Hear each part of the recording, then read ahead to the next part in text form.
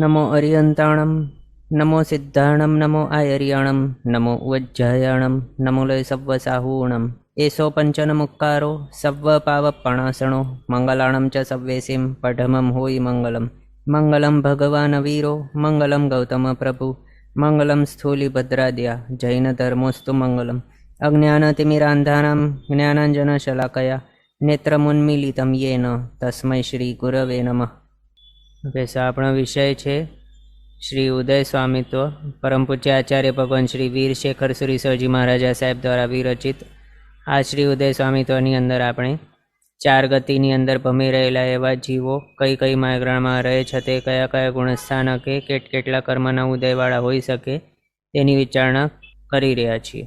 એમાંથી આપણે last class સુધી ક્યાં પહોંચ્યા હતા? તો વેદ માર્ગણા છે એના પુરુષવેદ, સ્ત્રીવેદ, નપુંસકવેદ માર્ગણાના ઉદય સ્વામિત્વ જોયું.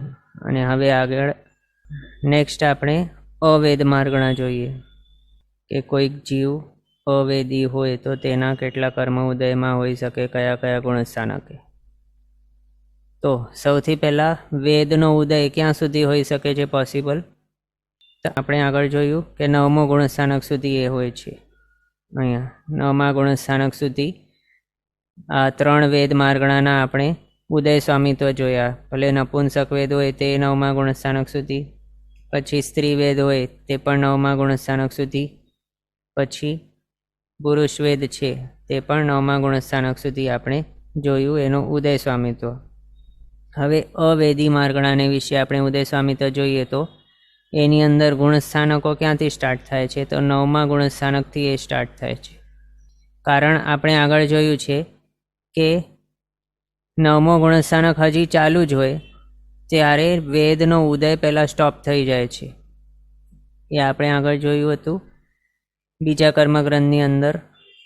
એના જ હિસાબે શું થાય છે એનો મિનિંગ કે 9મો ગુણસ્થાનક હજી છે ત્યાં એવો પણ ટાઈમ છે કે વેદનો ઉદય છે, એટલે જીવ વેદી છે. હજી વેદી એટલે 3 વેદમાંથી કોઈક વેદવાળો. અને એ 9મા ગુણસ્થાનકે જ એવો પણ ટાઈમ હોય છે કે જ્યારે તે જીવ અવેદી હોય છે, કે જ્યાં 3માંથી કોઈ પણ વેદનો ઉદય એને હોતો નથી. તો એવી અવસ્થા જે હોય છે તે જીવની ત્યારે અવેદી ગણાય છે. અને એની અંદર 9મા ગુણસ્થાનકે પણ એવી ટાઈમ આવે છે કે જ્યાં કોઈ પણ વેદનો ઉદય નથી. એવા ટાઈમથી અવેદી માર્ગણાની ગણતરી સ્ટાર્ટ થાય છે. 9મા ગુણસ્થાનકથી 14મા ગુણસ્થાનક સુધી આખું. એમ અવેદીનો મિનિંગ જ શું થાય છે કે જ્યાં પુરુષવેદ, મૌન્ય કર્મ, પછી સ્ત્રીવેદ અને નપુંસકવેદ આ 3માંથી કોઈને ઉદય નથી એવી અવસ્થા જીવની. એવી અવસ્થાવાળા બધા જીવોને અવેદી માર્ગણાના સમજવા અથવા તો અવેદી માર્ગણામાં રહેલા સમજવા. હવે સ્ટાર્ટ કરીએ ફર્સ્ટથી. આપણે આગળ જે પણ જોયું હતું તેની અંદર શું હતું? કર્મસ્તવની અંદર 9મા ગુણસ્થાનકે કેટલા હતા કર્મ ઉદય યોગ્ય? તો 66 હતા. અને એની અંદર 3 વેદ પણ ગણેલા હતા. એક ભાગ્યશાળીનો હેન્ડ રેઝ, તેમને કંઈ ક્વેશ્ચન છે? 1 મિનિટ અનમ્યુટ કરો ત્યાંથી. પ્રણામ ગુરુજી. પ્રણામ, બોલો. આપણે વૈક્રિય શરીરનો ઉદય 5મા 6ઠા ગુણ સ્થાનકે નથી હોતો, બરાબર છે? તો પછી જે વૈક્રિય લબ્ધિથી શરીર બનાવે છે એ કયા કર્મનો ઉદય ગણાશે? એમાં કેવું છે, આપણે જ્યારે જોયું હતું કે વૈક્રિય શરીરનો ઉદય 5મે 6ઠે ગુણસ્થાનકે નહીં હોય, એમાં અપેક્ષા આપણે એવી હતી કે ભવધારીય શરીર. હા, તો આ લબ્ધિ પ્રત્યેક થશે. પણ તો એ કયા કર્મનો ઉદય ગણાશે? કે સત્તામાં છે કે કેવી રીતે ગણવાનું? કેમ કે ઉદય તો થયો વૈક્રિય શરીર, વૈક્રિય દ્વિકનો ઉદય. દ્વિક? હા, એ વૈક્રિય શરીર નામ કર્મ અને વૈક્રિય વૈક્રિય અષ્ટકનો તો ઉદય વિચ્છેદ 3જા 4થા એ જતો રહે છે ને. એમાં અપેક્ષા એવી હતી ભવધારણીય શરીરને હિસાબે જો વિચારીએ તો એના હિસાબે આપણે માઇનસ કરતા હતા વૈક્રિય અષ્ટક. હા, એ સાચી વાત છે, એ ભવધારીણી બરાબર છે. તો પણ આ વૈક્રિય શરીર બનાવે છે લબ્ધિધારીથી, હા, તો તે લબ્ધિધારીનું છે. મનુષ્ય તિર્યંશ બનાવી શકે છે 5મે, અને 6ઠે મનુષ્ય બનાવી શકે છે. પણ જ્યારે વૈક્રિયનો ઉદય જ નથી તો વૈક્રિય કેવી રીતે બનાવે? એટલે એ જ એ કહે છે કયા ને, પૂતગલો, અપેક્ષા ભેદ. કયા નામકર્મના પૂતગલો ગ્રહણ કરીને બનાવશે એમ વાત છે. અપેક્ષા એ ભેદ મને છે. અપેક્ષા હા કેવી છે, જ્યારે આપણે એમ પહેલામાં કેવું છે કે આપણે જે ઉદય વિચ્છેદ કરી દીધું છે વૈક્રિય દ્વિકનો, હા તો એમાં હા એવી અપેક્ષા છે કે ખાલી આપણે દેવ અને ભાવધારિણીની. નારકીઓને જ, હા, દેવ હા અને નારકીનો જ ભાવધારિણીની. વિચારીએ છીએ. પણ જ્યારે આપણો ક્વેશ્ચન એવું થાય કે ત્યારે તો 5મે 6ઠે જે મનુષ્ય છે તે તો બનાવે છે, તો એમનું કયું હા ઉદયમાં? તો એમાં આપણી અપેક્ષા બદલી ગઈ. હવે આપણે ભવધારણીય નહીં પણ હા બીજું એ તો હું પણ વિચારીએ છીએ. સમજી જ ગઈ હતી, પણ મને આજે મારી એક ફ્રેન્ડે પ્રશ્ન પૂછ્યો છે હા, કે તો ઈ કયા પૂતગલો હોય? આ જ નામ છે કર્મ વૈક્રિય શરીર નામ કર્મ અને વૈક્રિય અંગોપાંગ નામ કર્મ, એનો ઉદય હોય. એટલે એ સત્તામાં ઉદય વિચ્છેદ તો થઈ ગયો, પછી કયા ઉદય હોય એમ ઉદય એમનું વિચ્છેદ કેવું છે. આપણે દેવ નારકીને દેવને, અપેક્ષાથી હા કર્યો હતો. દેવનાર્કિક, મેં એમને સમજાવ્યું. અચ્છા ચાલો, હું એમને એ રીતે સમજાવીશ, કેમ કે એમનો પ્રશ્ન એ હતો. પછી મને બી એ થયું કે કયા શબ્દોમાં જવાબ આપવો એ ખ્યાલ નતો, એટલે મેં કીધું હું આપને પૂછી લઉં. હા, આપણે બરાબર આગળ, બરાબર છે. હા, એમાં આપણે આગળ ભણતા ટાઈમે જોયું હતું ને કે આમ તો હોય છે આ લોકોને, એટલે હા હા લબ્ધિધારી જે હોય છે એમને ઉદયમાં હા હોય છે, પણ અહીંયા હા ભવધારણીયની વાત છે એટલે એને ઉદય વિચ્છેદ કરી નાખ્યું એમ. એટલે બરાબર છે. અપેક્ષા ભેદ માત્ર છે બસ. જેમનું બરાબર. પણ વૈક્રિય શરીર બનેલું હોય એમના માટે વૈક્રિય દ્વિકનો ઉદય સમજવાનો. એટલે ચોથાએ બનેલું હોય, 5માએ કન્ટિન્યુ થાય એનો સમજવાનો, કે 5માએ 9 બનાવે એનો સમજવાનો? નહીં, એ નહીં. ભલે આપણે જો દેવનારકીની અપેક્ષા વિચારતા હોઈએ તો એમનું હમ વૈક્રિય શરીર બનેલું છે, એટલે હા, એટલે એનું નહીં, વૈક્રિય એ તો દ્વિકનો આવશે જ ઉદય નહીં છે. 5મા ગુણ સ્થાનકે. હા, એ તો અને જો 5મા આપણે ગુણ સ્થાનકે. 5મા 6ઠાને માટે ક્વેશ્ચન પૂછીએ કે ત્યાં તો આમ લબ્ધિધારી હોય, હા હા આ લોકો એમનું હોય, તો પછી ત્યાં અપેક્ષા ચેન્જ થઈ છે, એટલે ત્યાં ભવધારણીયની વિચારણા નહીં કરવાની. કારણ આ મનુષ્ય અને તિર્યંશનો ભવધારણીયતા ઔદારિક છે, એટલે આ લબ્ધિ બરાબર છે. પ્રત્યેક છે. એટલે આમ ઓકે. અપેક્ષા બદલી તો એ ચેન્જ થઈ ગઈ. એટલે ઇન શોર્ટ એ જ છે કે જે પણ વૈક્રિય શરીર બનાવે છે અથવા તો બનેલું છે, એમનું હમ વૈક્રિય શરીર શા માટે, કઈ રીતે બની શકે? તો જો એના સત્તાની અંદર વૈક્રિય દ્વિક હોય તો એના ઉદયથી જ બની શકે, એના સિવાય બીજો કોઈ કર્મ નથી એવો. બરાબર છે. આપણે સોનલબેન અજમેરા ભણતા હતા ને સેકન્ડ કર્મ ગ્રંથમાં, હા એ મારી સાથે, અમે 20મી શ્રેણીની પરીક્ષામાં છીએ ને સાથે, અને હા અમારે અત્યારે ઉદય દ્વાર જ છે, ઉદય ઉદ્રીના છે. એટલે અચ્છા. એમને પ્રશ્ન પૂછ્યો હતો, કોઈ આજે પ્રશ્ન પૂછ્યો તો મેં જવાબ આપ્યો કે હા 5મે 6ઠે જે વૈક્રિય હોય લબ્ધિધારી હોય, મૂળ શરીર ન હોય, તો કે તો પછી કયા પૂતગલો હોય, કયા સત્તામાં પડ્યા હોય, કયા કર્મ હોય એમ. હા એટલે મેં કીધું મને જવાબ નથી આવડતો, તો મેં કીધું આપને પૂછી લઉં. એટલે હા પ્રણામ, કઈ વાંધો નહીં ગુરુજી. હા, પ્રણામ. હા. અવેદ માર્ગણા, એની અંદર 9મા ગુણસ્થાનકે આપણે જોયું એવી અવસ્થા પણ છે કે જ્યાં વેદનો ઉદય હોય, અને એવી અવસ્થા પણ છે કે જ્યાં વેદનો ઉદય નથી. 9મા ગુણસ્થાનકનો સ્ટાર્ટિંગનો કાળ એવું છે કે જ્યાં વેદનો ઉદય હોય છે, પણ એના એન્ડિંગના પાર્ટ્સ જે છે એની અંદર કોઈ પણ વેદનો ઉદય હોતો નથી. તો એ આપણે અવેદ માર્ગણાની અંદર ગણશું 9મા ગુણસ્થાનકને. તો આપણે પેલા કર્મસ્તવ, એની અંદર કઈ રીતનું જોયું હતું? કર્મસ્તવની અંદર 9મા ગુણસ્થાનકે કેટલા હતા ઉદય યોગ્ય કર્મ? તો 66 હતા, પણ એની અંદર 3 વેદ ગણેલા હતા 9મા ગુણસ્થાનકે. પણ અહીંયા અવેદી માર્ગણા છે એટલે 3 વેદ આપણે માઇનસ કરી લઈશું. બાકી ઓઘ, એટલે કે આપણા કર્મસ્તવના ઉદય ટેબલ પ્રમાણે છે આ 63નો ફિગરની અંદર જે પણ છે એ બધા કર્મ, માત્ર 3 વેદને છોડી દેવાનું, અવેદી છે એટલે. બીજું, આની અંદર અવેદ માર્ગણા છે તો 13th 14th ગુણસ્થાનક આવશે, અને ત્યાં જિન્નામ કર્મનો ઉદય પોસિબલ છે, એના હિસાબે જિન્નામ કર્મ આની અંદર આપણને એડ કરવું પડશે ઓઘમાં.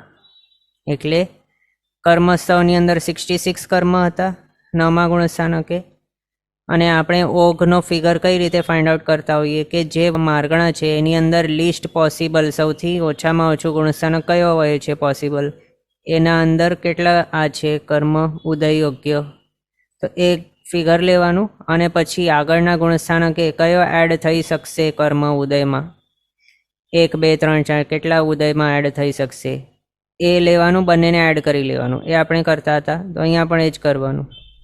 અહીંયા શું કર્યું આપણે, 9મો ગુણસ્થાનક છે ત્યાં આ માર્ગણાની અંદર અવેદ માર્ગણામાં સૌથી લીસ્ટ પોસિબલ કેટલા છે, તો જે કર્મસ્થળની અંદર 66 હતા 9મે, એનામાંથી 3 વેદ માઇનસ કરી લીધું એટલે 63 બચી ગયા. હવે અહીંયા 13th ગુણસ્થાનકે જીનનામનો ઉદય થશે પોસિબલ, તો એ 63 અને એક જીનનામ ટોટલ 64, એટલે 63 + 1 64 કર્મ એ હશે ઉદય યોગ્ય ઓઘે અવેદ માર્ગણાની અંદર. બસ આટલું છે, બીજું કંઈ આની અંદર ફરક નથી. અને જ્યારે આપણે આ જોઈએ 9મો ગુણસ્થાનકનો એક પાર્ટ અહીંયા કે જેની અંદર જીનનામ છે એને આપણે અનુદયમાં રાખ્યું છે. હવે અહીંયા શા માટે અનુદયમાં રાખ્યું, કારણ ઓઘમાં તો ઉદય યોગ્ય છે અહીંયા, પણ અહીંયા ફર્સ્ટ જે સ્ટાર્ટિંગ પોઈન્ટ છે આનું અવેદ માર્ગણાનું, એની અંદર એનો ઉદય નથી 9મે, પણ ક્યાં આવશે, અહીંયા આવશે. ત્યાં સુધી શું કરશું આપણે, એને ઉદય વિચ્છેદ તો નહીં કરી શકીએ, વિચ્છેદ કર્યું તો અહીંયા આગળ એડ નહીં કરી શકશું, એટલે આપણે અનુદયમાં રાખ્યું માત્ર. જીનનામ એક કર્મ છે એને, તો એને અનુદયની અંદર રાખ્યું એક કર્મને, તો 64 - 1 63 કર્મ ઉદય યોગ્ય. પછી સંચલન ક્રોધ, એનો ઉદય સ્ટોપ થયું એટલે એનો ઉદય વિચ્છેદ કર્યું એક કર્મનો, 63 - 1 થઈ ગયું 62. પછી એક એવી સિચ્યુએશન છે કે જ્યાં 9મા ગુણસ્થાનકનો એવો ટાઈમ છે કે જેની અંદર સંજલન માનનો પણ ઉદય નથી પોસિબલ, પણ માત્ર સંજલન માયા અને સંજલન લોભનો ઉદય પોસિબલ છે, એવી સિચ્યુએશન પણ છે. એટલે અહીંયા 61 કર્મ ઉદય યોગ્ય બચી જાય છે 9મા ગુણસ્થાનકને એક પાર્ટે, છેલ્લા પાર્ટે. એની અંદર આપણે સંજલન માનના ઉદયને પણ વિચ્છેદ કરી દીધું. આ રીતે ટોટલ 9મા ગુણસ્થાનકે 63, 62 અને 61 આ 3 ભેદો બની જાય છે. એમાં આપણને ક્વેશ્ચન થઈ શકશે કે ઉદયનો ટેબલ આપણે કર્મસ્થળની અંદર જ્યારે જોઈ રહ્યા હતા ત્યારે તો આ રીતે 9મા ગુણસ્થાનકના આટલા ભાગો તો આપણે નહીં જોયા હતા, તો અહીંયા શા માટે કર્યું? તો આપણે એના એક્સપ્લેનેશનની અંદર જ્યારે સમજ્યા હતા તો એની અંદર આવેલ હતું કે વેદનો ઉદય પહેલાં સ્ટોપ થાય છે, પછી સંજલન ક્રોધનો ઉદય સ્ટોપ થાય, પછી માનનો, પછી માયાનો, આ રીતે આપણે ભણ્યું હતું. પણ ગ્રંથકારશ્રીએ જે પ્રમાણે ઉદયના ટેબલ બતાવ્યા હતા અને ઉદયનો ભાંગાવ બધા બતાવ્યા હતા એના હિસાબે આપણે જોયું હતું. એની અંદર તેઓએ 9મા ગુણસ્થાનકના પહેલો, બીજો, ત્રીજો વગેરે એવા ભાગો નહીં કર્યા હતા, એટલે આપણે પણ એ જ રીતે ભણ્યા હતા. પણ આમના ઉદય અનુક્રમે ઘટતા હોય છે, એ સમજવાનું. એ શેના ઉપરથી પણ સમજી શકાય. બીજું તો આપણે આગળ જોયું છે કે જે કષાયો છે તે કેવા હોય છે, એનો ઉદય હોય ત્યારે એનો બંધ પણ થાય જ છે કમ્પલસરી, એક સંજલન લોભને છોડીને. બાકીના એવા હોય છે કે એમના ઉદયના ટાઈમની અંદર એમનો બંધ પણ થાય છે.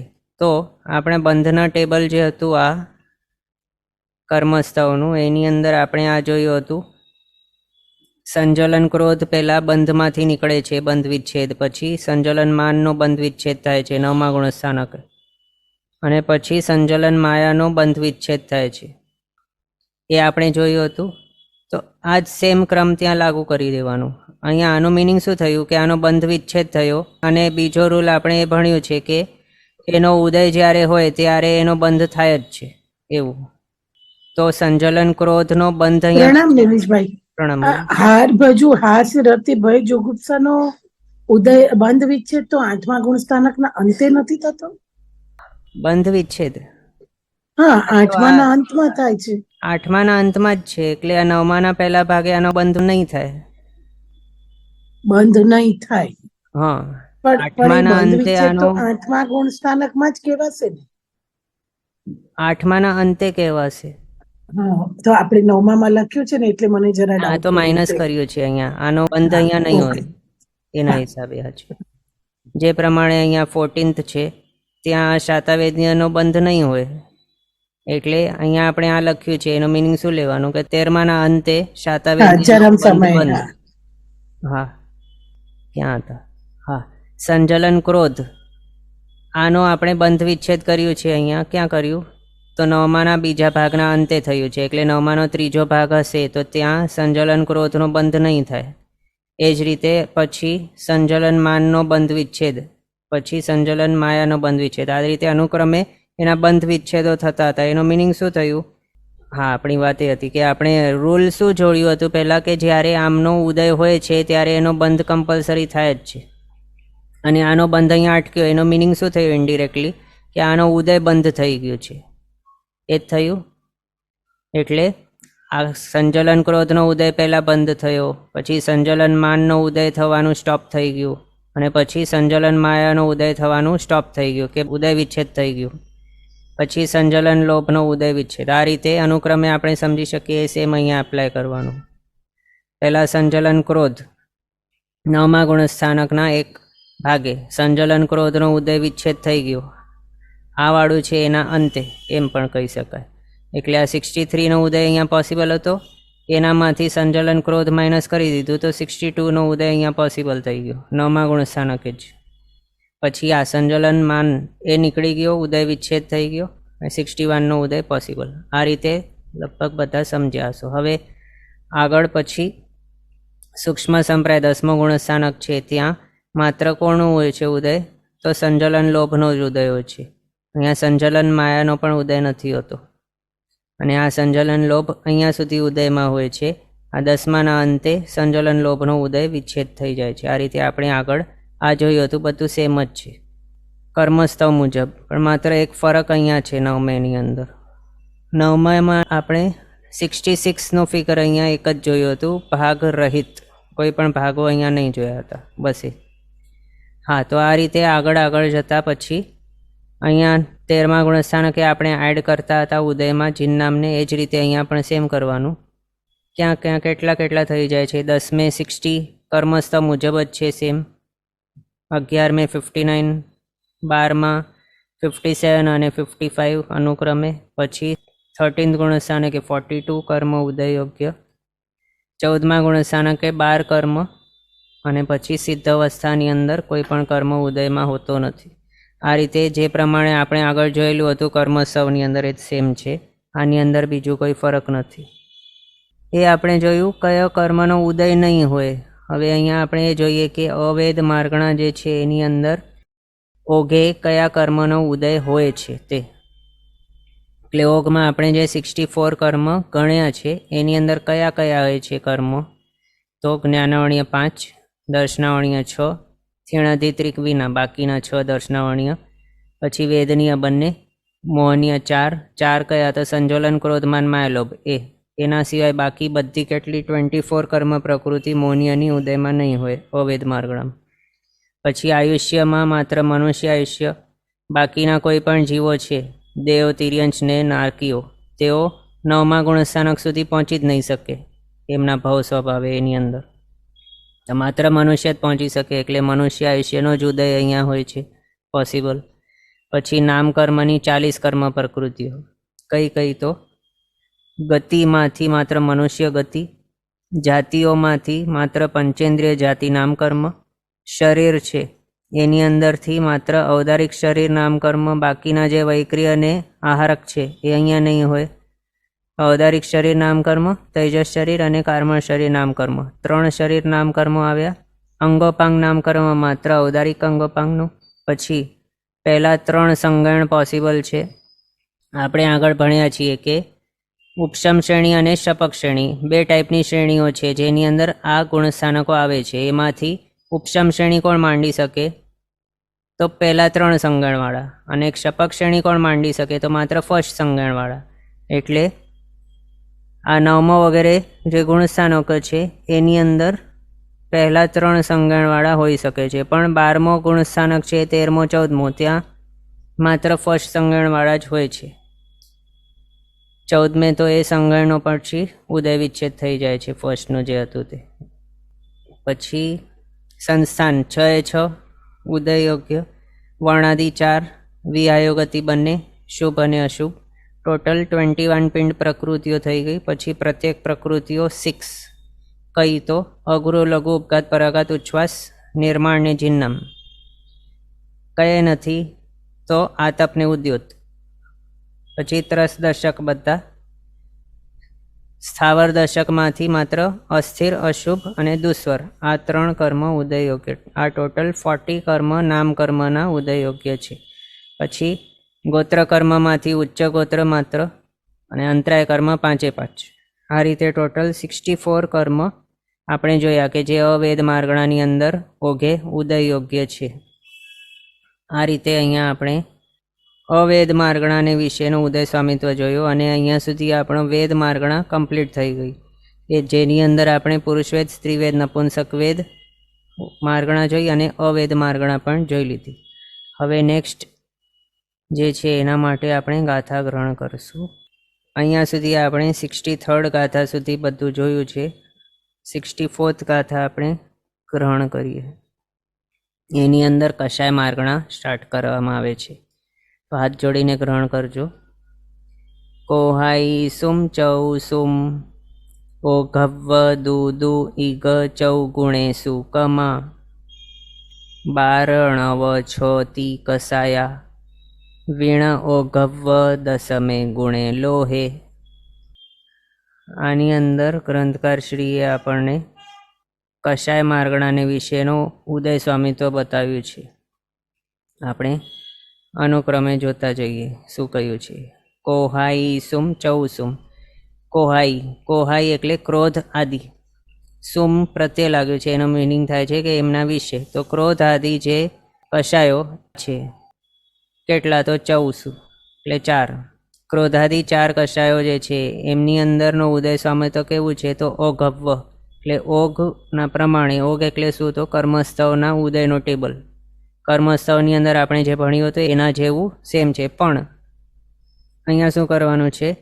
દુ દુ ઈગ ચૌ ગુણેસુ કમા બારણવ છતી કસાયા વીણ એ કરવાનું છે. એટલે ઓઘની અંદર કર્મસ્થવ મુજબ જે પણ આપણે જોયા હતા ઉદય કયા ગુણસ્થાનકે કેટલું છે તે એનામાંથી આ જે બતાવ્યું છે તેના વિના કરી દેવાનો. આટલા બધા માઇનસ કરવાના છે. તો અહીંયા બતાવે છે આ કેવું છે? અનુક્રમે. અહીંયા ગુણસ્થાનક છે, ગુણે શું બતાવ્યું છે એના ઉપરથી સમજ પડે. તો 2 ગુણસ્થાનક છે સ્ટાર્ટિંગના, એની અંદર 12 માઇનસ કરવાના છે. પછી નેક્સ્ટ 2 છે એનામાંથી 9 માઇનસ કરવાના છે. 1 ગુણસ્થાનક છે એટલે આ આવી જાય, આ 2 પછી જે આવે છે 1 ગુણસ્થાનક એની અંદરથી 6 માઇનસ કરવાના છે. પછી બાકીના 4 ગુણસ્થાનક છે એનામાંથી 3 માઇનસ કરવાના છે. તો આ બધા જે પણ આપણે માઇનસ કર્યા તે શું છે? કશાયો છે. 12 કશાય, 9 કશાય, 6 કશાય અને 3 કશાયો. એટલા નંબરના કર્મ પ્રકૃતિઓનો ઉદય આપણે અનુક્રમે 2 ગુણસ્થાનક, પછી નેક્સ્ટ 2 ગુણસ્થાનક, પછી 1 ગુણસ્થાનક અને બાકીના 4 ગુણસ્થાનક એનામાંથી જે ઓઘ એટલે કે કર્મસ્થવ હતું એની અંદર જેટલા આપણે ફિગર જોયું હતું એનામાંથી 8 આટલા માઇનસ કરવાના છે. અને એ માઇનસ કરીને જેટલું આવે ફિગર એ છે આપણો ક્રોધ આદિ જે માર્ગણાઓ છે એની અંદરનો ઉદય સ્વામિત્વ. એ આપણે હમણાં જોવાના છે ટેબલની અંદર. પછી ઓઘવ્વ દસમે ગુણે લોહે. તો અહીંયા બતાવે છે કે લોહે, લોહે એટલે કે લોભ કશાય માર્ગણા, એના માટે ઓઘવ્વ દસમે ગુણ એટલે ઓઘ એટલે આપણો ઉદયનો ટેબલ કર્મસ્થવ મુજબ જે આપણે જોયું હતું એના હિસાબે 10મા ગુણસ્થાનકે લોભ કશાય માર્ગણા છે એના માટે સમજવાનું. અને બાકી અહીંયા આગળ જે બતાવ્યું એ તો બધાને માટે કોમન જ છે, પણ 10મા ગુણસ્થાનકને વિશે ઓઘના પ્રમાણે જ સમજવાનું લોભના માટે, લોભ માર્ગણા. બાકીના કશાયો તો 10મા ગુણસ્થાનકે હોતા જ નથી, અથવા તો બાકીના કશાયોના માર્ગણાની અંદર 10મો ગુણસ્થાનક તો હોતું જ નથી. હા, તો હવે આના વિશેના અર્થ આપણે જોઈ લીધા. હવે એને આપણે ટેબલની અંદર જોઈએ. હા, તો સૌથી પહેલાં ક્રોધ કશાય માર્ગણા એના માટેનો ઉદય સ્વામિત્વ. આની અંદર ગ્રંથકારશ્રીએ શું બતાવ્યું આગળ કે કર્મસ્થ મુજબનો ઉદય ટેબલ એના મુજબ જ સમજવાનું આનો ઉદય સ્વામિત્વ. અને એની અંદર ક્રોધ માર્ગણા છે તો ક્રોધનો ઉદય ક્યાં સુધી હોય છે? તો 9મા ગુણસ્થાનક સુધી. તો એ માર્ગણાની અંદર 9 ગુણસ્થાનકો આવશે. એની અંદર શું કરવાનું? સેમ ટુ સેમ ઓઘની જેમ નથી, કર્મસ્થવની જેમ સેમ નથી. આની અંદર ફરક આવશે. કેવી રીતે ફરક આવશે? તો અલગ અલગ એવા ગ્રુપ બનાવીને બતાવ્યા ગ્રંથકારશ્રીએ આપણને. કઈ રીતે? આપણે જોયું દુ દુ ઈઘ ચૌગુણેશુ, એ ગાથાની અંદર હતું. એ જ અહીંયા આપણને અપ્લાય કરવાનું. પહેલાં દુ કર્યું, આ 2 ગુણસ્થાનક, પછી નેક્સ્ટ 2 ગુણસ્થાનક, પછી 1 ગુણસ્થાનક, અને પછી બાકીના 4 ગુણસ્થાનક. આ રીતે ટોટલ 4 ગ્રુપો ગ્રંથકારશ્રીએ આપણને કરીને બતાવ્યા. જેની અંદર શું કરવાનું હતું? તો અનુક્રમે માઇનસ કરવાના હતા. કઈ રીતે? તો ફર્સ્ટ ગ્રુપ છે એના માટે કર્મસ્થવની અંદર જે ફિગર્સ બતાવ્યા હતા ઉદય યોગ્ય કર્મ, એનામાંથી 12 માઇનસ કરવાના. ફર્સ્ટ ગ્રુપ માટે 12, પછી સેકન્ડ ગ્રુપ માટે 9 માઇનસ કરવાના, આ બંને માટે. પછી થર્ડ ગ્રુપ છે, ગ્રુપ નથી એકલો જ છે આ, તો થર્ડના માટે 6 માઇનસ કરવાના. અને બાકી ચોથો ગ્રુપ જે છે 4 ગુણસ્થાનકોનું, એનામાંથી 3 કશાય અથવા તો 3 માઇનસ કરવાનું એમ. હવે આ આપણે સમજ્યું ગાથાનું જે હતું તે. હવે અહીંયા ક્રોધ માર્ગણાને માટે આપણે ઉદય સ્વામી તો સ્ટાર્ટ કરીએ. તો એની અંદર સૌથી પહેલાં તો એ સમજવાનું કે કશાય કેવા છે, ભલે તે ક્રોધ હોય, માન હોય, માયા, લોભ હોય, એ કેવા છે? જ્યારે કોઈક સમજો કે કોઈક જીવનો ક્રોધનો ઉદય છે હમણાં, અને તે જીવ પહેલા ગુણસ્થાનકે છે, તો ક્રોધ, માન, માયા, લોભ એ કેવા છે કે જ્યારે એનો ક્રોધનો ઉદય હોય અને ફર્સ્ટ ગુણસ્થાનકે છે, એટલે એનો મિનિંગ શું થયું કે એનો અનંતાનુબંધી પ્રકારનો ક્રોધ ઉદયમાં છે. તો એની સત્તાની અંદર બાકીના ક્રોધ પણ હોય જ. અનંતાનુબંધીનો ઉદય છે અને પહેલા ગુણસ્થાનકે છે, તો એની સાથે એના આત્મા પર અપ્રત્યાખ્યાની, અપ્રત્યાખ્યાની અને સંજલન ક્રોધ પણ હોય જ છે. એનો ક્ષય નહીં થયેલું હોય. તો અહીંયા જ્યારે ફર્સ્ટ ગુણસ્થાનકે છે અને એનો ક્રોધનો ઉદય છે, તો એનો મિનિંગ શું સમજવાનું કે એ ક્રોધ એકલો ઉદયમાં નથી, અનંતાનુબંધી છે તે. એની સાથે અપ્રત્યાખ્યાન્ય ક્રોધ પણ ઉદયમાં છે, પ્રત્યાખ્યાન્ય ક્રોધ પણ ઉદયમાં છે, અને સંજલન ક્રોધ પણ ઉદયમાં છે. આ રીતે ફર્સ્ટ ગુણસ્થાનકે અને સેકન્ડ ગુણસ્થાનક, આ બંને ગુણસ્થાનકે આ જીવ જે છે, જે પણ અહીંયા બધા જીવો છે, એ બધાના અનંતાનુબંધી અપ્રત્યાખ્યાની, પ્રત્યાખ્યાની અને સંજલન 4 પ્રકારના ક્રોધનો ઉદય હોય છે જ્યારે એને ક્રોધનો ઉદય હોય ત્યારે. પછી જો સમજો એનો ક્રોધનો ઉદય સ્ટોપ થયો અને માયાનો ઉદય સ્ટાર્ટ થઈ ગયું, અને એ હજી ફર્સ્ટ ગુણસ્થાનકે જ છે એમ એક્ઝામ્પલ માટે, તો એના માયા ઉદયમાં છે. તો એની કેવું હશે કે એના માયા 4 પ્રકારની ઉદયમાં હશે એકસાથે. અનંતાનુબંધી, અપ્રત્યાખ્યાને, પ્રત્યાખ્યાને અને સંજલન 4 પ્રકારની માયા એકસાથે ઉદયમાં હશે જ્યારે તે ફર્સ્ટ અને સેકન્ડ ગુણસ્થાનક હશે ત્યાર સુધી. અને એ જ ટાઈમે બાકીના જે કશાયો છે બીજા, કયા છે બીજા બધા કશાયો? તો આપણે હમણાં એક્ઝામ્પલ છે માયાનું. તો માયાના સિવાય બાકીના 3 કશાય કેવા કેવા? ક્રોધ, માન અને લોભ. એ ત્રણેયનો ઉદય નહીં હશે એ જીવને. અને એ પણ એ 3 જે કહ્યા આપણે, એ 3ની સાથે આપણને જે પ્રમાણે અહીંયા એ જાણ્યું કે અનંતાનુબંધી વગેરે 4નો ઉદય હોય છે, જેનો ઉદય હોય, આને પહેલાં બીજા ગુણસ્થાનકે એને માયાનું એક્ઝામ્પલ લીધું, તો 4 પ્રકારની માયાનો ઉદય હોય એ આપણે જોયું. અને એની સાથે ક્રોધ, માન અને લોભ એનો ઉદય નહીં હોય એ આપણે જાણ્યું. તો એ 3નો ઉદય નહીં હોય એના હિસાબે શું સમજવાનું સાથે કે એ ઉદયમાં આવે છે ત્યારે 4 ઉદયમાં આવે છે, અપ્રત્યાખ્યાને વગેરે, અનંતાનુબંધી, અપ્રત્યાખ્યાન, પ્રત્યાખ્યાન અને સંજલન. તો એ જેનો ઉદય નથી, તો એના 4 પ્રકારનો ઉદય નહીં હશે. એટલે ક્રોધનો ઉદય નથી જ્યારે એનો માનનો ઉદય છે ત્યારે પહેલા ગુણસ્થાનકે. તો ક્રોધ 4 પ્રકારનું છે, એ 4નો ઉદય નહીં હશે. એટલે અનંતાનુબંધીનો એ ઉદય નહીં હશે ક્રોધ, અપ્રત્યાખ્યાનીય ક્રોધનો એ ઉદય નહીં હશે, પછી પ્રત્યાખ્યાનીય અને સંજલન ક્રોધ છે એનો પણ ઉદય નહીં હશે જ્યારે એનો માયાનો ઉદય ચાલુ હોય ત્યારે. એ જ રીતે માન અને લોભ પણ 4 પ્રકારના ઉદયમાં નહીં હશે. એવું છે. એ બધા કેવા છે કશાયો? આપસમાં તેઓ પરસ્પર વિરોધી છે. એટલે એકનો ઉદય હોય ત્યારે બીજાનો ઉદય નહીં હોય, એ રીતે. એ જ સેમ આપણને બધા જ કશાય છે એના માટે સમજવાનું. અહીંયા આપણે ક્રોધના ઉદય સામે તો સ્ટાર્ટ કરી રહ્યા છીએ, એની સાથે બાકીના જે છે માન, માયા, લોભ, એના માટે પણ સેમ સમજવાનું. જ્યારે પહેલાં બીજા ગુણ સ્થાનકે હશે ત્યારે અનંતાનુબંધી વગેરે ચારેય પ્રકારના ક્રોધનો ઉદય હશે આને. અને બાકી માન, માયા, લોભ ચારેય પ્રકારના છે. 3 × 4 માન, માયા, લોભ કેટલા છે? 3 છે ને કશાય. અને 3 એના 4 પ્રકાર, અનંતાનુબંધી, અપ્રત્યાયન, પ્રત્યાયન અને સંજોલન. 3 × 4 થઈ ગયા 12.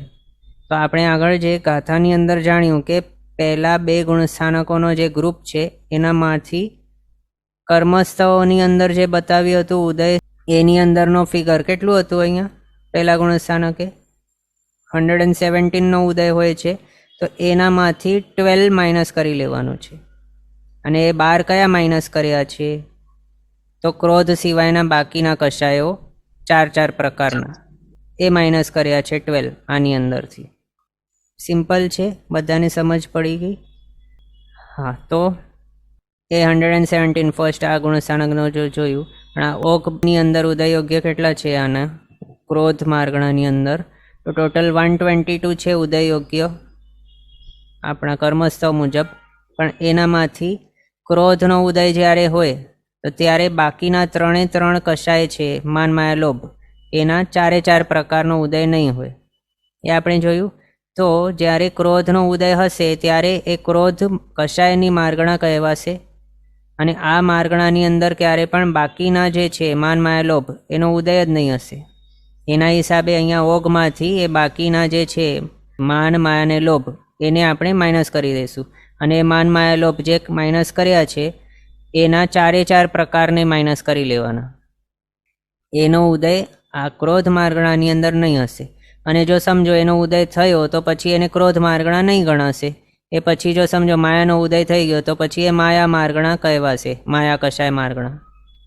પછી એ ક્રોધ કશાય માર્ગણા નહીં રહેશે.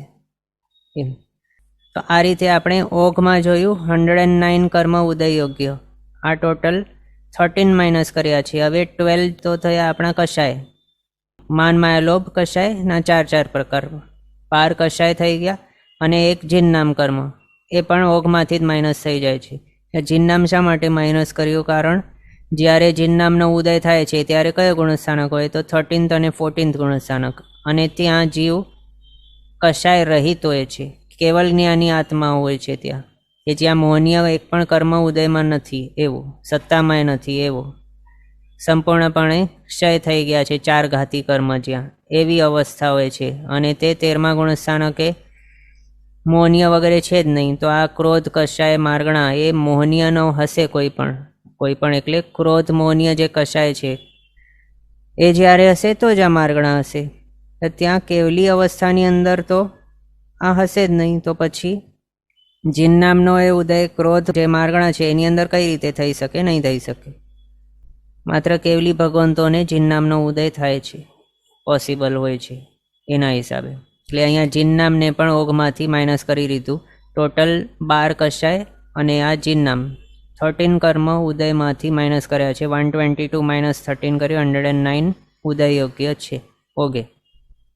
પછી પહેલા ગુણસ્થાનકે આપણે જોયું, પહેલા અને બીજા ગુણસ્થાનક એ બંને ગુણસ્થાનકે જીવનો અનંતાનુબંધી ક્રોધનો ઉદય હોય છે.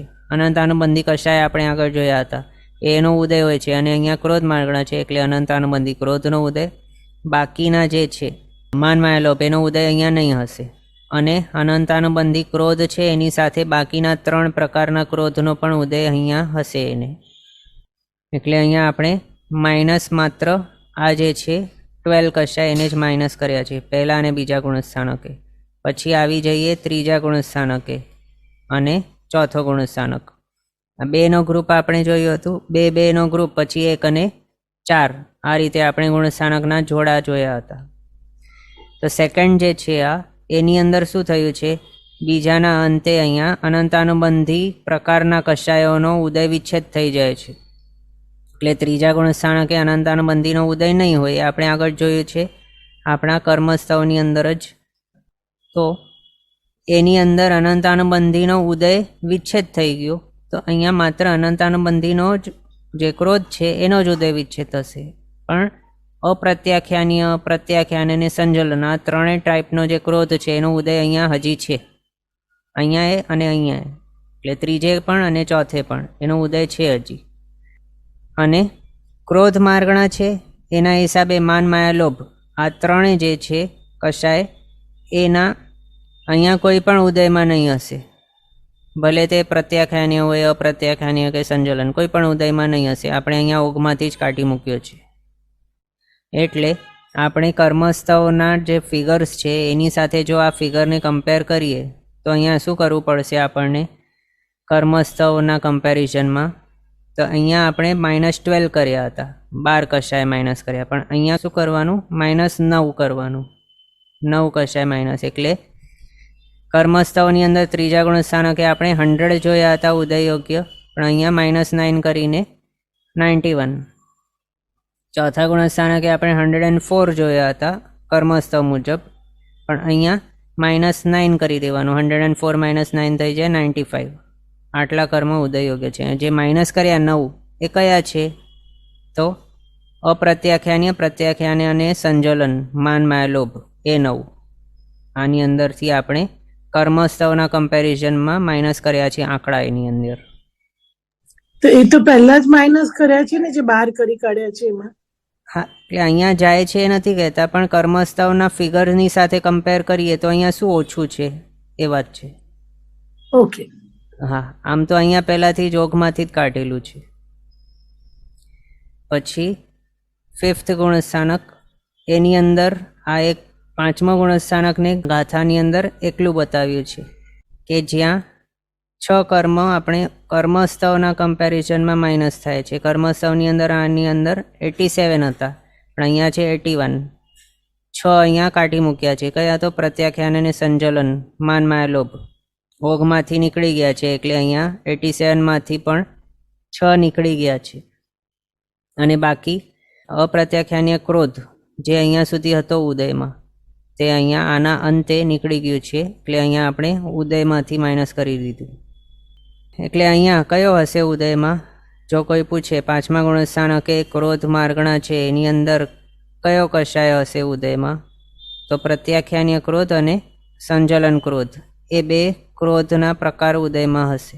પછી 6ઠ્ઠો ગુણસ્થાનક, ત્યાં 7મો, 8મો અને 9મો આ 4 જે છે એની અંદર કર્મસ્થવની અંદર આપણે જે જોયા હતા ફિગર્સ, એનામાંથી કમ્પેરિઝન કરીએ તો ડિફરન્સ કેટલાનું છે? તો 3 ડિફરન્સ છે.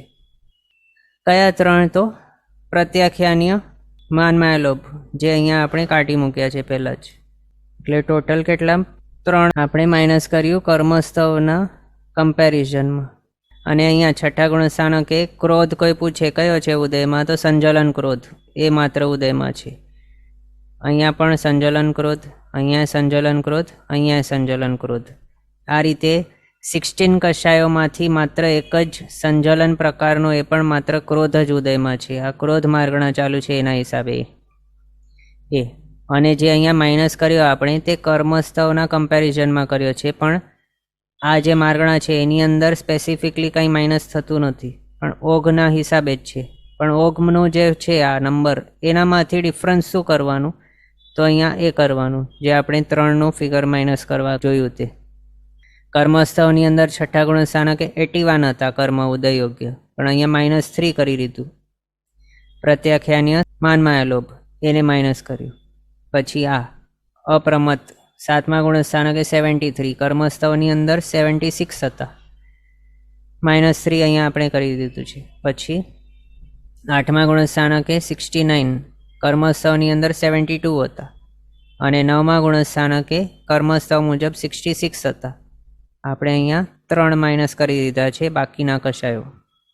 માન, માયા, લોભ એના હિસાબે 63 અહીંયા રહી ગયું છે. ક્વેશ્ચન છે કે 4માંથી એક કશાયનો જ ઉદય હોય.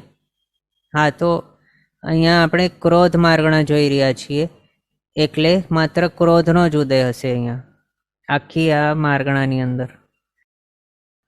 ક્વેશ્ચન એ પણ લગભગ હોઈ શકે કે એક સાથે 2 કશાયનો ઉદય હોઈ શકે શું? તો નહીં હોય. ક્યારે પણ કેવું છે રૂલ કે એક જીવનો એક સમયે એક સાથે એક જ કશાય હોય, પછી આગળ જઈને બીજા કોઈક ટાઈમે જોઈએ તો એનો બીજો કોઈ કશાય ચેન્જ પણ થઈ શકે છે ઉદયમાં.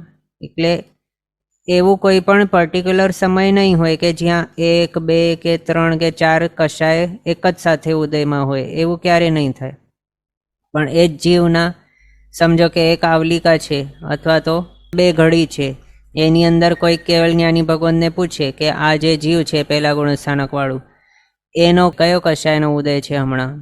એવું કોઈક જીવ કેવળ જ્ઞાની ભગવંતોને પૂછે કે પહેલા ગુણસ્થાનકે રહેલો જે જીવ છે કોઈક એક XYZ, એનો કયો ઉદયમાં છે કશાય, તો કોઈક ટાઈમે તેઓ કહેશે કે હમણાં તેનો અનંતાનુબંધી વગેરે 4 પ્રકારના ક્રોધ ઉદયમાં છે. બીજા કોઈક ટાઈમે થોડા ટાઈમ પછી પૂછવામાં આવશે તો તે એ પણ કહી શકે કે એના અનંતાનુબંધી વગેરે માન ઉદયમાં છે. કેટલાક ટાઈમ બાદ પાછું પૂછવામાં આવે ત્યારે તેઓ એ પણ કહી શકે કે હવે એનો અનંતાનુબંધી વગેરે માયા ઉદયમાં છે. કેટલા ટાઈમ બાદ અનંતાનુબંધી વગેરે લોભ ઉદયમાં છે. એટલે આવું કોઈ રૂલ નથી કે ક્રમસર જ ઉદયમાં આવે. અને બીજું એ રૂલ છે કે એક સાથે એક જ કશાય ઉદયમાં હશે. જો ક્રોધ ઉદયમાં હશે તો એ સમયે પર્ટિક્યુલર સમયે માત્ર ક્રોધનો જ ઉદય હશે, બાકીનો કોઈ પણ એની સાથે ઉદયમાં નહીં હોય. એટલે અહીંયા જ્યારે આપણે ક્રોધ કશાય માર્ગણા જોતા હોઈએ તો એની અંદર માત્ર ક્રોધનો જ ઉદય હશે. બાકીના જે 3 છે માન, માયા અને લોભ, એનો ઉદય હોય જ નહીં શકે પોસિબલ. અને જો એનો ઉદય થાય તો પછી એ ક્રોધ માર્ગણા નહીં કહેવાય, પણ એની માર્ગણા બદલી જશે. એટલે જો સમજો હમણાં કોઈક પહેલો ગુણસ્થાનકવાળો જીવ છે, એનો ક્રોધ ઉદયમાં છે, તો એના અનંતાનુબંધી વગેરે 4 પ્રકારના ક્રોધ ઉદયમાં હશે. હવે એ જીવ છે કેટલાક ટાઈમ બાદ, સમજો 2-5 મિનિટ બાદ એનો લોભનો ઉદય થઈ ગયો, તો પછી એ જીવને ક્રોધ માર્ગણાવાળું નહીં કહેવાશે, પછી એ લોભ માર્ગણાવાળું જીવ બની જશે કે જેની અંદર એના અનંતાનુબંધી પ્રત્યાખ્યાની, અપ્રત્યાખ્યાની અને સંજલન 4 પ્રકારના લોભ ઉદયમાં છે. એવું એમ લગભગ ક્લિયર થયું હશે આ. એટલે એક સાથે માત્ર એક જ કશાય ઉદયમાં હોય છે. એમ ક્રોધ ઉદયમાં હોય તે ક્રોધ 4 પ્રકારનું. હવે એક 4 પ્રકારનું છે કે 3 પ્રકારનું કે પછી 2 પ્રકારે કે 1 પ્રકારે ઉદયમાં છે, એ કયા ગુણસ્થાનકે તે રહેલું છે એના ઉપરથી ડિસાઇડ થશે. જો અહીંયા પહેલે બીજે હશે તો 4 પ્રકારના ક્રોધ ઉદયમાં પોસિબલ, ત્રીજે ચોથે હશે તો 3 પ્રકારના ક્રોધ ઉદયમાં પોસિબલ, અહીંયા હશે તો 2 પ્રકારના ક્રોધ ઉદયમાં પોસિબલ, 5મે, પછી 6થેથી 9મા સુધી માત્ર સંજલન ક્રોધનો ઉદય પોસિબલ થશે. આ રીતે આપણને સમજવાનું. એમ આપણે ક્રોધ કશાય માર્ગણા છે એના વિશેનો ઉદય સ્વામિત્વ જોયો કે કયા કર્મનો ઉદય નહીં હોય, અથવા તો કયા કર્મને આપણે કયા ગુણસ્થાનકે માઇનસ કરતા હોઈએ તે. હવે આનો જે ઓઘ છે એની અંદર આપણે જે જોયું આટલા કર્મ 109 ઉદય યોગ્ય છે, તો એની અંદર ઉદય યોગ્ય કયા છે તે આપણે જોઈએ. તો ક્રોધ માર્ગણાની અંદર ઓઘે ઉદય યોગ્ય કર્મ કેટલા? 109. કયા કયા છે? તો જ્ઞાનાવણીય 5/5, દર્શનાવણીય 9, વેદનીય 2, મોહનીય 16. આ જે છે એની અંદર શું કર્યું છે તો 28 મોહનીય છે ટોટલ. એનામાંથી ક્રોધ સિવાયના બાકી એટલે કયા? તો માન, માયા, લોભ, એ 3 જે છે એના 4 પ્રકારના કશાય એટલે અનંતાનુબંધી, અપ્રત્યાખ્યાન, પ્રત્યાખ્યાન, સંજોલન, એ માન, માયા, લોભ ઇન્ટુ 4 પ્રકાર 12 થઈ ગયા. તો એ 12 અહીંયા માઇનસ કર્યા છે 28માંથી, એટલે 16 મોહનીય કર્મ ઉદય યોગ્ય. પછી આયુષ્ય 4 પ્રકારના પોસિબલ, 4 ગતિની અંદર ક્રોધ તો પોસિબલ જ છે. એટલે પછી નામ કર્મના 66 કયા? તો 67 છે ટોટલ ઉદય યોગ્ય આપણે જે ગણતા હોઈએ તે નામ કર્મના. એનામાંથી માત્ર જીન નામ માઇનસ કર્યું છે, બાકીના બધા નામ કર્મ ઉદય યોગ્ય. પછી ગોત્ર 2, અંતરાય 5/5. આ રીતે ટોટલ 109 કર્મ પ્રકૃતિઓ ઉદય યોગ્ય છે ઓઘે ક્રોધ માર્ગણાની અંદર. આ રીતે આપણે જોયું. આ માર્ગણા બધાને ક્લિયર થઈ ગઈ ને, ક્રોધ માર્ગણા ઉદય સ્વામિત્વ. હવે નેક્સ્ટ આવે છે માન માર્ગણા. એની અંદર ફરક શું છે? તો ક્રોધ માર્ગણાની અંદર હતું માન, માયા, લોભ, એ માઇનસ કરતા હતા, પણ અહીંયા માત્ર નામ બદલ્યો છે એટલે માનના બદલે ક્રોધ માઇનસ કરવાનું, કારણ માન માર્ગણા છે. બાકી જે નંબર્સ ફિગર્સ છે એ બધું સેમ જ રહેશે. કયા ગુણસ્થાનકે કેટલા એ બધું ક્રોધ માર્ગણાની જેમ સમજવાનું, પણ માત્ર ક્રોધના બદલે માન અહીંયા માઇનસ કરવાનું છે. જ્યારે આપણે ત્રીજે આવીએ એટલે કે બીજાના અંતે આપણે જોઈએ તો ઉદય વિચ્છેદ કોનું થશે? તો અનંતાનુબંધી ક્રોધનો આપણે જોઈ રહ્યા હતા ત્યારે. હવે અનંતાનુબંધી માનનો ઉદય વિચ્છેદ થશે અહીંયા એમ. પછી અહીંયા ચોથાના અંતે આવીએ તો અપ્રત્યાખ્યાન્ય માનનો ઉદય વિચ્છેદ થાય છે. પ્રિવિયસલી આપણે ક્રોધ માર્ગણાની અંદર અપ્રત્યાખ્યાન્ય ક્રોધનો ઉદય વિચ્છેદ જોઈ રહ્યા હતા. પછી અહીંયા છઠ્ઠા ગુણસ્થાનકે આવીએ અથવા તો પાંચમાના અંતે જોઈએ તો પ્રત્યાખ્યાન્ય માનનો ઉદય વિચ્છેદ થાય છે. એટલે એ આપણે પ્રત્યાખ્યાન્ય ક્રોધના બદલે પ્રત્યાખ્યાન્ય માન અહીંયા જોઈ શકીએ છીએ. સેમ છે, આની અંદર એ સેમ જ કર્યું છે. આ બંનેનો ગ્રુપ, પછી આ બંનેનો ગ્રુપ, પછી આ એક એકલો અને બાકીના આ 4 ગુણસ્થાનકો. એની અંદર પહેલે કર્મસ્થવના કમ્પેરિઝનમાં -12 કર્યા, આની અંદર -9 કર્યા કર્મસ્થવના કમ્પેરિઝનમાં, આની અંદર -6 કર્યા અને આની અંદર -3 કર્યા છે. બસ હવે આજનો સમય અહીંયા આપણો થયો છે. આગળના પદાર્થ આપણે નેક્સ્ટ ક્લાસમાં કન્ટિન્યુ કરશું અવસરે. જીનાજ્ઞા વિરુદ્ધ કંઈ પણ બોલાય તો મિચ્છામિ દુક્કડમ. સર્વમંગલ માંગલ્યમ સર્વકલ્યાણકારણમ પ્રધાનમ સર્વધર્માણામ જૈનમ જયતિ શાસનમ. પ્રણામ. બધા શાતામાં રહેજો, જીનાજ્ઞાપૂર્વકનું જીવન જીવજો, સર્વવીરતી તરફ આગળ વધજો અને મનુષ્ય ભાવ સફળ કરજો.